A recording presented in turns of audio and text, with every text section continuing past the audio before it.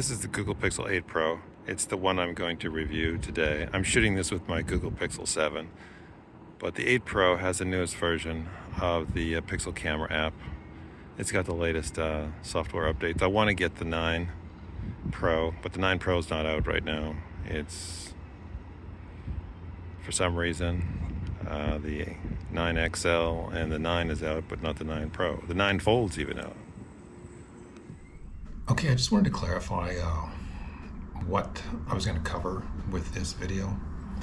This isn't going to be a normal camera app review of a mobile phone. I wanted to mainly focus on the ergonomics and the experience of using the app, because most reviewers just focus on like the lenses and the colors and some of the features, and they show some examples and they show some photos and some video. I wanted to do a video that would kind of give an overview of the app, kind of like the ergonomics of it, the experience of it, how it works, the pros and the cons, because it's a very complex camera app with a lot of features, and it's got so much stuff that I'm not even going to be able to cover it all, but I'm going to try and give a good overview of it. And I'm going to try and use the, I'm not going to try and like adjust any of the images, any of the video that I do use. The audio is just going to be raw out of the camera. So it's just going to give you an idea of what it's actually like to shoot the Google Pixel camera app, specifically in the 8 Pro, but since it's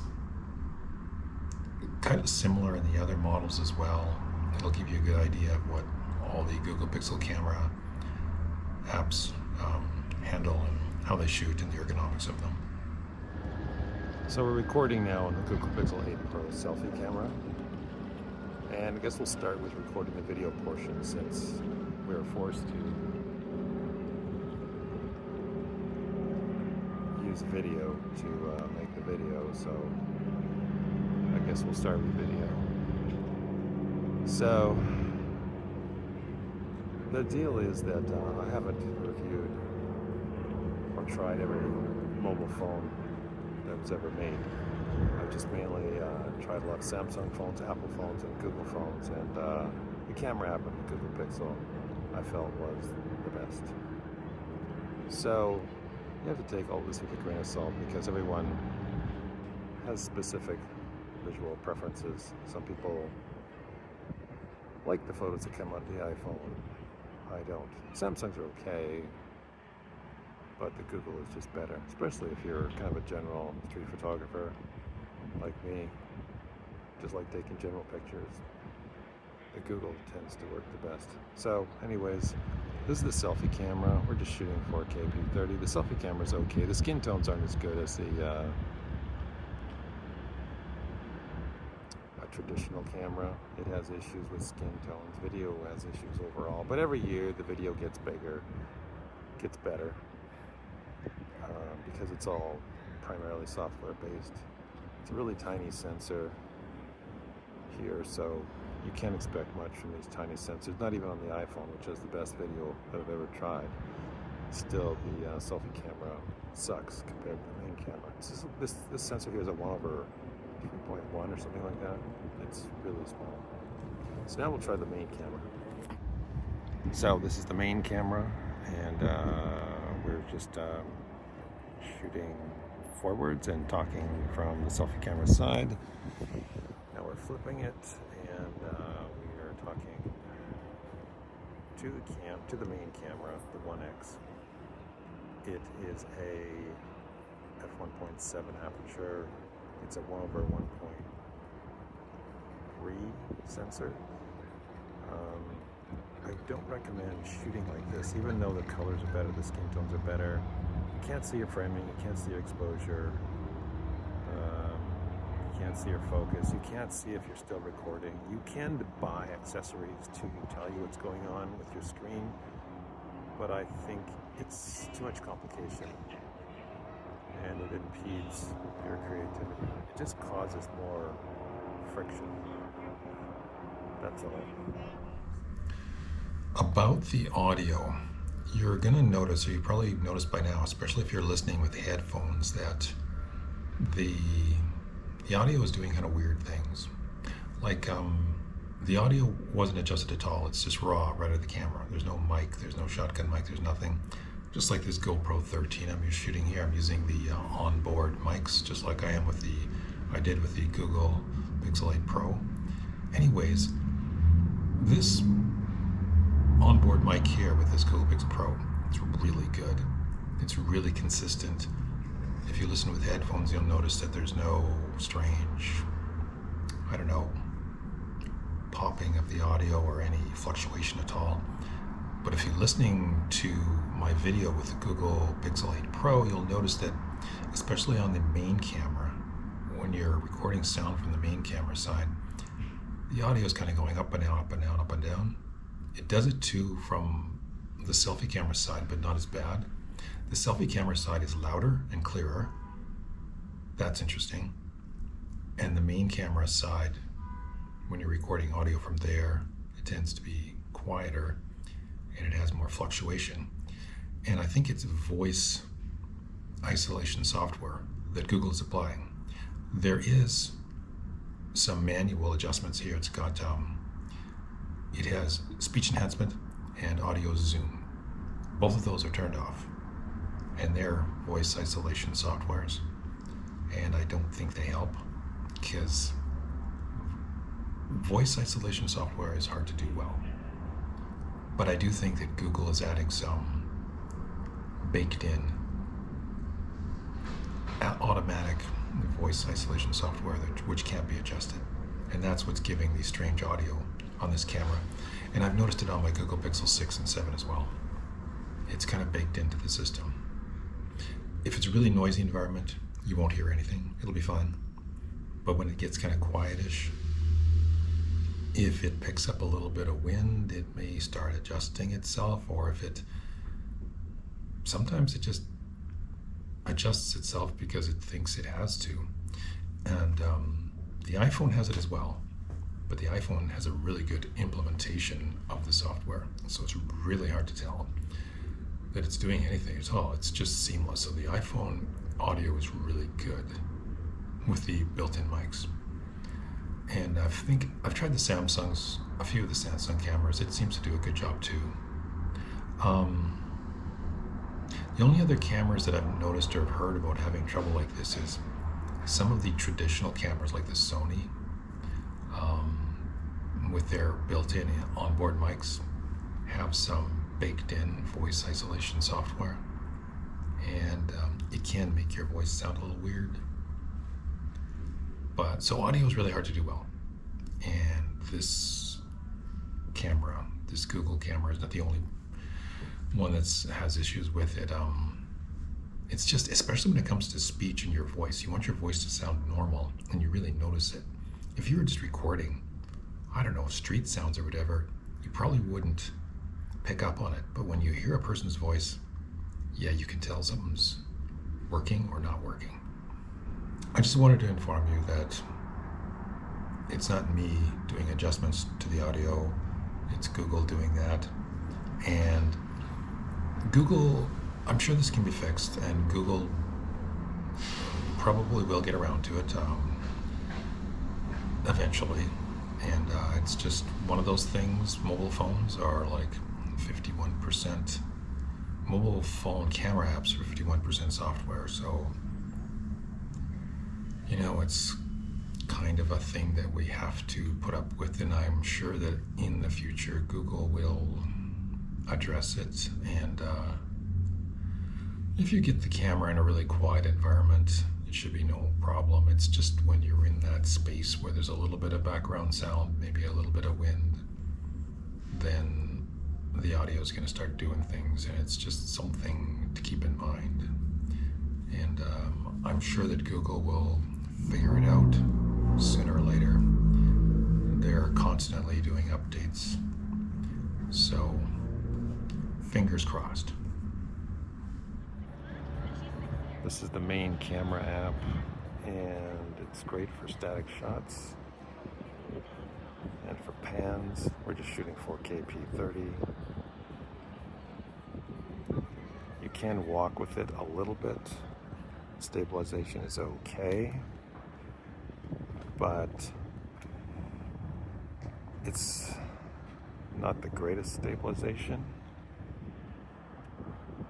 especially at night. It tends to fall apart pretty fast, whereas the iPhone tends to have much better stabilization. But if you just stick to slow walking, static shots, and pans, it does pretty good. You know, the colors aren't too bad.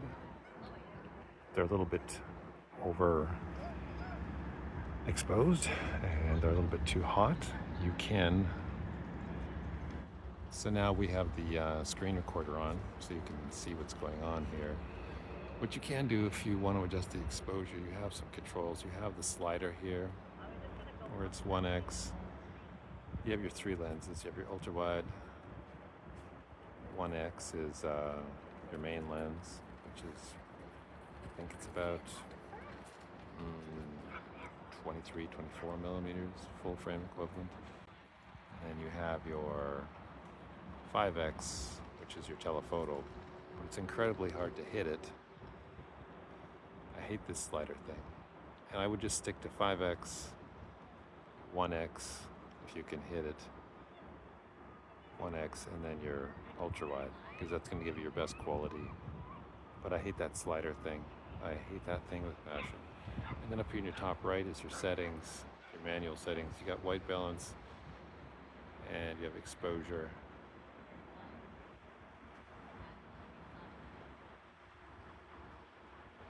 I leave the white balance alone. I just adjust it in post. The exposure though, sometimes it helps to pull it down one stop, at least, maybe 2. That can help it because it stops the highlights from blowing out quite as much. But it depends on your shot. You have to watch the screen. The screen's got about 1600 nits to 2400 nits max, so technically speaking, if you want to get serious about your video, you should crank your screen brightness to 100% so you know exactly what it will look like in post, so there's no surprises. But yeah, great stabilization. Does a good job for general videography. And then you have your various options here, like if we turn the camera vertically, your gallery where you can check the video that you just shot and you can play it. So now we have, and then you can share it, you can delete it, you can do some editing on it. It has basic editing, like you can export a frame, you can do some basic editing on it. That's like an auto enhancement. And this is stabilization. You can stabilize it further if you want. I don't recommend doing that because it adds more artifacts. You can't export a frame from the video. I would do that in post, but you could do that if you wanted to.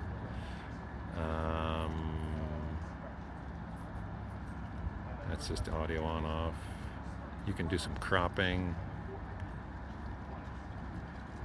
and some adjustments there if you want. This audio feature is interesting. It's called Audio Eraser. It's got a 2-minute limit on it though, which is, you see, trim to 2 minutes or less, and we're over that. So the 2-minute limit on it kind of is, we're at 2 minutes and 3 seconds and it's too much, so I can't use the Audio Eraser, but it's like a voice isolation software. Generally speaking, voice isolation softwares tend to be problematic, and Google has several of them. Spatial Auto, Voice Enhancement, Zoom, Audio, they all tend to be problematic. So since it's got the 2-minute limit, I kind of avoid it. It's just not convenient. And then you have your adjustments like brightness, white point, all this stuff here. You can do some basic adjustments, but it's a really small screen to do these adjustments with, you know, because literally this is the way you should do it, holding it vertically like this. So you can, and then look how small the image is. So it's best to do those in post, unless you want to post something really simple like TikTok, and it better be simple. Whatever adjustments you're going to do, they better be simple. Effects, there's a whole bunch of effects. It's downloading effects. I don't do anything off the cloud because it's problematic. You need a Wi-Fi hookup or a internet hookup. I don't add that. You have your filters you can add. I don't usually do that. And then you can add some text and whatnot to it. I don't do that either.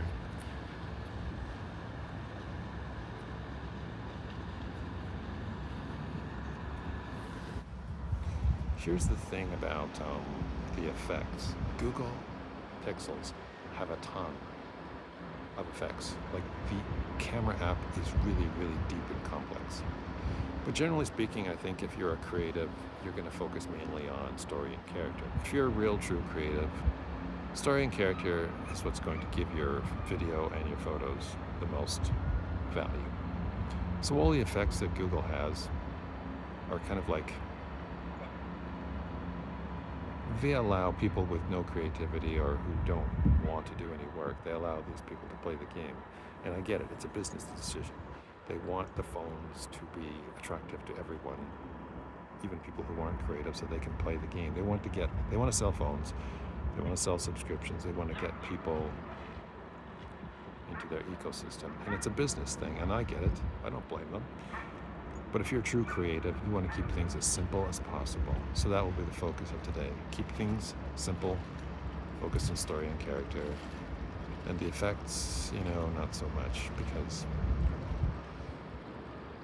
it's kind of like a shortcut. The thing about creativity is, if you're a true creative, you want to be challenged. You don't want your tools to do everything for you. And all of the effects on all mobile phone cameras, or even traditional cameras, are basically taking that power away from you to grow as a creative, to be challenged, to learn something. And I don't think that's the right direction. So we're back in video mode, and to finish things off here in video mode, you have various options, modes, I guess you could say. You have the blur mode and you have the pan mode. The blur mode is basically, used to be called cinematic mode, and it's a thing where you focus on something like this railing, and then it'll blur out the background. It'll add blur. You're supposed to use it for people. Like, for instance, if I turned it on myself, it has a 0 to 100 scale of strength, and it defaults to 75. So it adds quite a bit of blur to the background. It tends to look unnatural, and it's 24p. And 24p tends to be problematic because it can be jittery. It's supposed to look more cinematic, but I think you might as well just, you can play with it, but again, it's a bit of an effect. The funny thing is, if you go to video mode, and let's just shoot video mode, and then we'll shoot myself, you'll find that the bokeh is not quite as strong, but it's a nice, pleasing bokeh, and this looks more convincing because it relies on the aperture and the size of the sensor to create the bokeh. So it depends on what you're doing with it, but if you're shooting people and you want to create some separation, just get close to the person with the main camera and use it. It'll give you better bokeh. But it also has this issue of, it's 24p, so it's going to judder when you pan it. So if you use it, you better just be static shots only, shooting very static subjects, or you're going to get that judder, which sucks. And then we have the pan mode. The pan mode is interesting. This is more an effect, and it's a bit of a software thing. Basically, what you do is you can pan with it like this. So you pan like that, and you stop it, and we'll take a look at it. And we'll watch it now. Now it turns everything into slow motion. The weird thing about this slow motion effect is it doesn't matter what frame rate you use, 24, 30, or 60. If you look at the files in post, they're all 30 frames per second. So what it does is that it adds some sort of software adjustments to make it slow-mo. And you could get the same effect by just using this mode up here, which is slow motion. Or you could just shoot 60 frames per second and then slow it down in post. That would give you a similar look. But again, this pan mode is for people who don't know anything about cameras and who just want to push a button and make things happen. And I don't advise real creatives to use it because it's not going to help you as a creative to grow and learn about cameras. Blur is the same. Slow motion, it's on 1/4. It's got 1/4 and it's got 1/8. 1/8 and 1/4. 1/4 is 240 frames per second. 1/8 is 480 frames per second. I'd keep it on 1/4. And let me see, what could we shoot? We need some motion.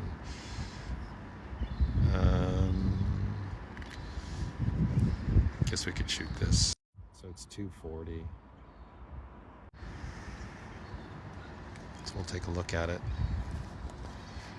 It's not bad quality, you know, it looks okay.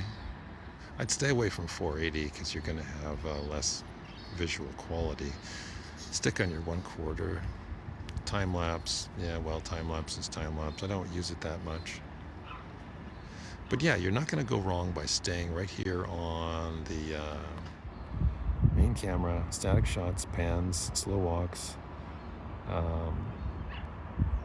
Maybe take your exposure down one stop, and you're going to be good to go. You're going to get a really nice image, and it'll probably do most of the video work that you need, as long as you're not going to like push it too much. Now we could get into some of the settings. It's this part, it's this gear on the left, bottom left. This is what I use for my video settings. Flash off. Video boost is this thing here where you can shoot some video and you upload it to the cloud and it enhances the video. Again, it's another effect. It's another way of Google getting you into its subscription service and cloud service as an ecosystem. So it's a business move. I don't like it. It's got a 10-minute limit and it takes forever to upload it and get it processed and bring it back down. I'd wish they do it all on camera. So I stay away from video boost. Resolution, there's 4K and there's FHD. FHD gives you options here like automatic, which selects the frame rate itself. 24 frames per second, 30 frames per second, and 60. 4K, you just get 30, 60, and 30, and 24, that's all. I usually keep it at 4K 30. That's a good rule of thumb. The 10-bit HDR, I leave the HDR off because it has problems. You need a screen, you need a system, a pipeline. You need to like shoot it with an HDR camera like this one. And you need to be able to edit it and display it with HDR. And YouTube does have HDR functionality, but it takes forever to get it processed on YouTube, like hours and hours. And the people who are watching it need a screen that handles it. So I would say it would be best to just stick to non-HDR because, again, my focus is story and character, and HDR is not going to help you with story and character. And then we have video stabilization. I just keep it in the middle. This has a locked feature where it just steadies it more, but it crops in 2x. See, it's cropped in 2x. So that's not ideal. I don't like that. So it's best to just use the regular, which is much wider, and it's sufficient anyways. like you don't need better stabilization than the middle. And the one on the right, that only works with FHD, and it's for action. It's got more artifacts, and again, I wouldn't use it. I think that it's got more artifacts, and it's just more problematic, and you're best to just stick to the middle one, do static shots, pans, and slow walks, and you're going to be okay. Macro focus, I keep that off. Then there's, what else is there? Speech enhancement. It's a voice isolation software. I've tried it and I don't like it. It does weird things to your voice. We can do a quick test with it. Okay, now the speech enhancement has been turned on, and we are talking to the selfie camera side of the Google Pixel 8 Pro. This is speech enhancement turned on for sure. Okay, anyways, speech enhancement sucks, and that kind of tidies up the video settings. There is one more video setting that's kind of interesting, and it's when you're in let me check this here. When you're in selfie camera mode, there's other settings, and one of them is the selfie illumination. And what it does is it lights up your camera, and so if you're in really dark conditions, it kicks some light in your face. It allows you to take video in basically pitch black dark, which is a really cool feature. I wish the color was clear and white instead of yellow, but for some reason Google wants to make your skin more yellow. I don't know why, but it does. Could be clear color, but they made it yellow. But that's interesting. What other interesting things are there? Just your resolutions in here. It's pretty basic. Speech enhancement again. It's the same speech enhancement though, so we'll turn this off. But that feature is kind of interesting. Okay, and that kind of sums up video for the settings, but there is more settings, and these more settings are shared with photos. So I'll quickly go through them. Save location, I've got that on, that's for photos. Camera sounds, I've got that off, they're annoying. Camera scan for QR codes, I keep that on. Social shutter off. Palm timer, I never use that. Button shortcuts. The volume, you can do this, you can you can set your volume key for one of these things. I've got it for shutter. It works because the shutter button is about halfway up the camera, so it's ergonomic. Frequent faces off. Device storage, just tells you what your storage is. Advanced. Dirty lens warning off. Social media depth features off. Time-lapse photography, you can use that if you want to. Timer light, I never use that. Rich color in photos and Ultra HDR at the bottom here, these two. These again require a pipeline control. You need to control the creative pipeline from beginning to end. So you need somebody with a screen who can see P3 color format and Ultra HDR, and which is impossible to do if you're sharing it online. However, the top one, Ultra Display P3, would be good if you were printing, because you can control the print right from taking it with your camera to the print. That would be interesting. But for showing it online, sRGB is what everything looks like on the internet. So everything gets converted to sRGB, so what's the point of using P3 unless you can control the entire pipeline?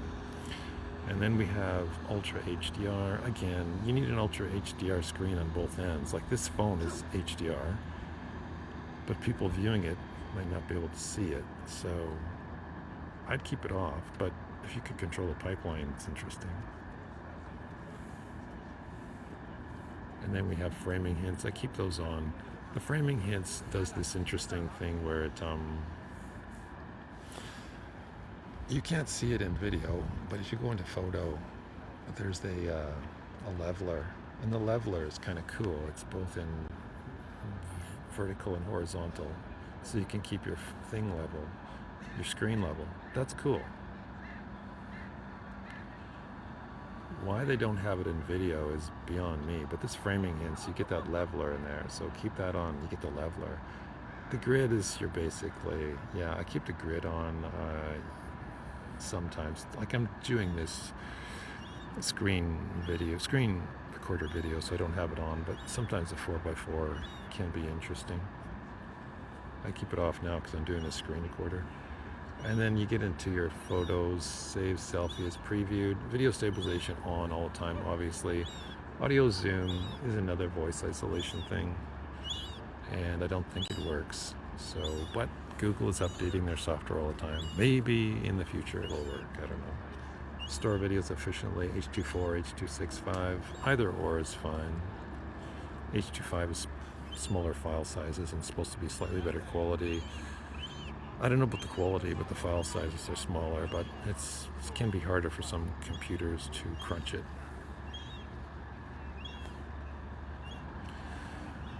Okay, now this is the photo portion of the camera app, and this is what you see when you open the camera app.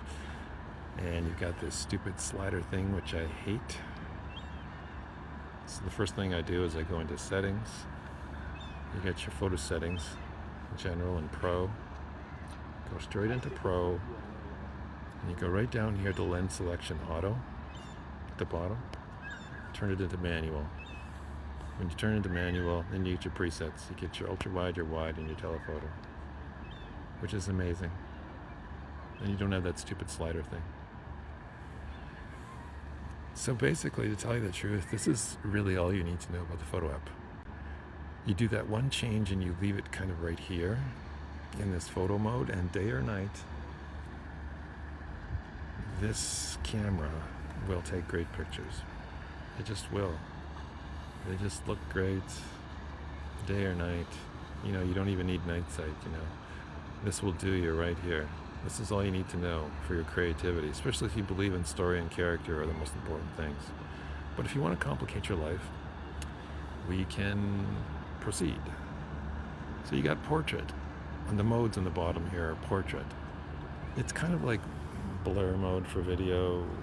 It goes into 2x, which I don't like, so it zooms in. You can take a picture and then it adds a blur effect to it. And yeah, you can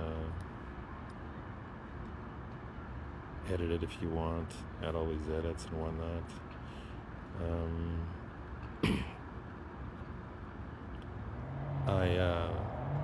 It's okay, but it's usually mainly for people.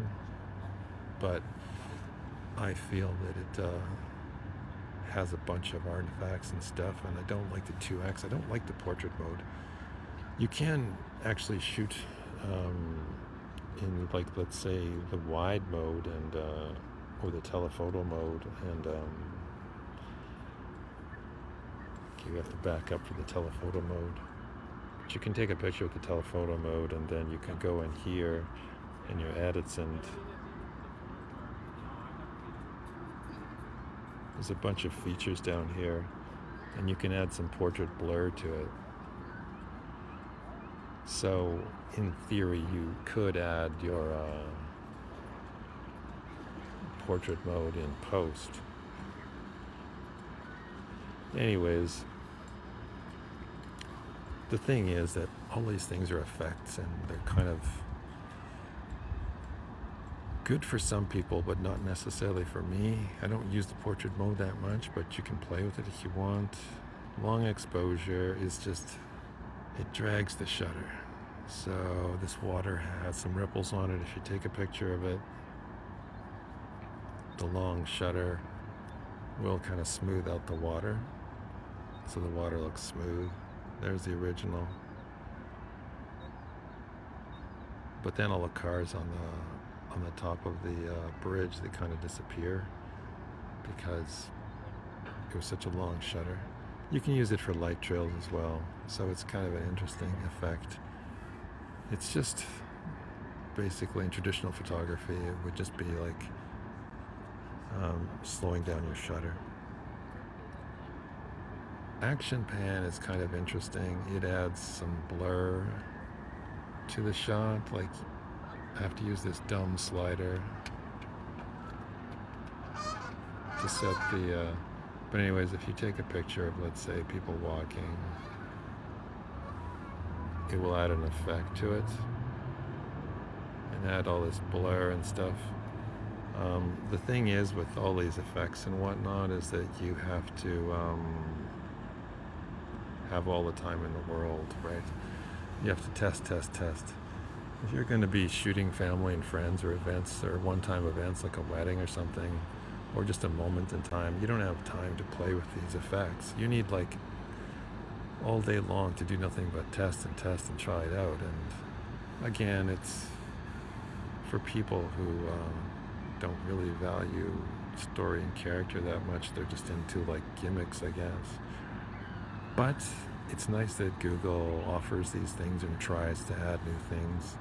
The only problem is it really complicates the camera app. It just adds more clutter, you know?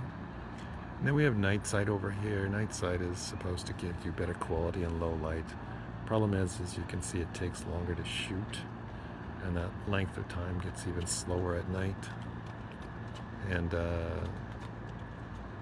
during the daytime, it doesn't really take a much better picture than the regular photo app, but and also when you're shooting at night, you have to have a static shot. Make sure that you're standing still and your subject is standing still, because it will create motion blur otherwise. And I feel if you just keep it on photos, it does a pretty good job for 99% of the photos. But if you want to try the night sight at night, yeah, you can, but just make sure everything's locked down, because any motion is not going to look good. Panorama is just basically, you know, panorama. And yeah, it does a panorama. You know, it looks okay.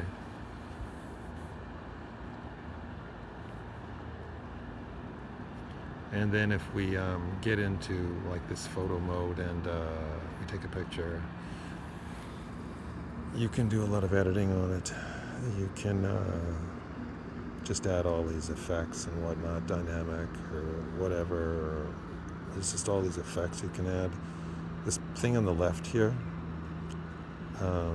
it uploads it to the cloud to use the Magic Editor. I don't like using it because, again, it's a cloud-based service, and it just is more creative friction and takes time, and you need a Wi-Fi connection or a internet connection, and I wish it would just do it in camera. Suggestions, crop is basically it. You can do your basic cropping there with that. Tools, you can have the portrait blur. Unblur is basically sharpening, so it supposedly makes it sharper. And then here's this other thing, zoom enhance. Again, it's a cloud-based service, which I don't like using, but it's supposed to make it sharper and better looking. Magic eraser is another thing that can be kind of interesting sometimes. Like it will remove, well, this is the wrong photo, so we'll get out of this thing here. We'll take a, you see how all of this stuff just slows the phone down? It's just complicating your creative process with all this nonsense. So we'll do that. Okay, that's probably not the best one. Let me see. I don't know. Okay, we just took this picture. We'll see if we can get into edit, and we'll see if we can use the Magic Eraser. Get into tools, get into Magic Eraser. It's hit and miss. Sometimes it works, sometimes it doesn't. It's one of those things where you need time to play. Okay, so it says that those can be erased. So there you are, and it did a fairly good job. The cup is still on the table, that's okay, but it's hit and miss. You kind of have to, test it and see what works and what doesn't. Sometimes it works, but it really helps if you have, like, for instance here, right here we have a bird in the water there, really overexposed. There's the bird in the water. Let's take a picture of that. Oh no, the bird's Is the bird... Okay, we'll try and take a picture of that bird in the water. That, technically, you could get rid of that bird. So we'll go down there. And we'll get into tools. Magic eraser. See if it can erase that bird. Okay, you have to touch it. Okay, yeah, it sort of did an okay job there, but it's because the bird was against a background that was kind of... It's just that when things get too complicated, it has trouble. So it's one of those things where you need a lot of time and a lot of patience and to play with it. Okay, as for other editing features, it's almost got too much stuff. Like you can go into Snapseed if you want. You have to download that. It's a Google app, but it's even more editing you can do. It's got too much stuff, but I get it. They're trying to get people they're trying to get people who aren't creative to just push a button and be creative. So I understand why all this stuff's in here. But here's this thing: it's a net thing, and when you hit the lens, it'll identify objects like that bird, and then it looks like it's a seagull. So it's this. Sometimes it works interesting with cars and whatnot, but you can identify stuff. It's Google Lens. So that's basically your editing features. This is your photo settings, and in general you have this, and this is the way I keep it. Like a flash off, top shot, takes a bunch of pictures and picks the best one to keep that off, timer off, macro focus unavailable. I keep the ratio is 16:9 or 4:3, I keep it 4:3 full image. But then the pro thing here, you can go 12 megapixel or 50. I keep it on 12. It tends to shoot faster. If let's say you're shooting, you can see it takes time to take the picture. And it's supposed to be more detailed. Oh, it's processing. Notice the thing it's processing. It's because it's taking a 12 megapixel sensor and kind of up-resing it. So it's supposed to be sharper, but it's really just kind of up-resed. Anyways, due to the fact that this 50 megapixel takes longer to shoot, especially at night, what happens is when it takes longer to take an image, you're going to have motion blur. So you need to be locked down completely solid. You can't be just snapping a picture because it's going to take time. And it's increased file size, etc., etc. I would say the best bang for your buck is to leave it at 12 megapixel. It shoots fast. It shoots several shots in succession really easily. It works really well. It's reliable and stable. Keep it there. JPEG only. You can shoot RAW, but RAW, you have to do a whole bunch of processing in post, or just flat out processing. It has color noise issues that you have to deal with in low light. Again, it's nice that Google offers us these options, but the implementation is kind of it's challenging. It's just more work, and the JPEGs are so good that you have to be a real keener to want to go into the RAWs and play with it, because you have to go into post and spend a lot of time getting the picture to look good. So I would keep it for just general photography, stick it on JPEGs. Lens selection, again, auto sucks. Keep it on manual, because then you can have your presets here. Okay, then we get into more settings, and that just gets into the settings that are the same for video and photo. We already went through that. That's kind of the photo app. I think that the two best lenses are the wide and the telephoto. The ultra wide I don't use too much. The telephoto though, I love the telephoto. I think the telephoto is utterly, I don't know, I just like it. It's about 110 millimeters. I like that focal length. I think it does, it's just a really cool lens. I shoot lots of street photography and whatnot with it, and it's just a really sharp lens. It works good day or night. I don't know. I like the way it renders colors. I like the way it handles light. I like the way it handles skin tones, especially. I mean, I think it's way better than the iPhone telephoto lens by far. I just don't like the way that the iPhone renders skin or anything like that. But this thing is like, it's amazing. I really like it.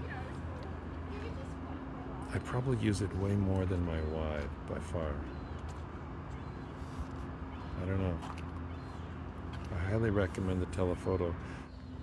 The Telephoto on the Pixel 9 Pro is supposed to be even better. Well, Pixel 9 XL as well. It's supposed to be a new sensor, and it's supposed to have better autofocus and just a better responsive camera or sensor.